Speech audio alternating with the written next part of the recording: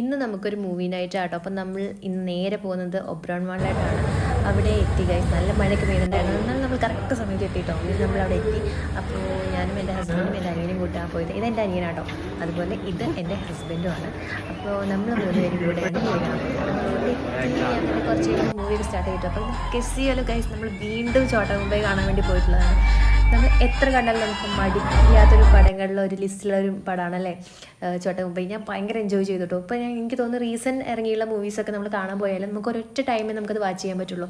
One time വാച്ചാണ്. പക്ഷേ ഇത് എന്ന് പറഞ്ഞ ഗൈസ് നമുക്ക് എത്ര തവണ വേണമെങ്കിലും നമുക്ക് വാച്ച് ചെയ്യാൻ നമുക്ക് ബോറടിക്കത്തേ ഇല്ല അല്ലേ. അങ്ങനെ തോന്നിയ എത്ര പേരുണ്ടത് കമൻറ്റ് ചെയ്യുക. അപ്പോൾ അതും നമുക്ക് സ്ക്രീനിൽ കാണുമ്പോൾ എന്ന് പറയുമ്പോൾ എന്താ പറയുക ത്രൂ ഔട്ട് നമ്മൾ ഭയങ്കര ഹാപ്പി, ഭയങ്കര ചിരിച്ച് എല്ലാവരും അത് ഭയങ്കര ചിരിച്ച് ഇന്നൊരു ഷോ ആയിരുന്നു കേട്ടോ. ഞാൻ ഒത്തിരി ഹാപ്പി ആയി ഗൈസ്.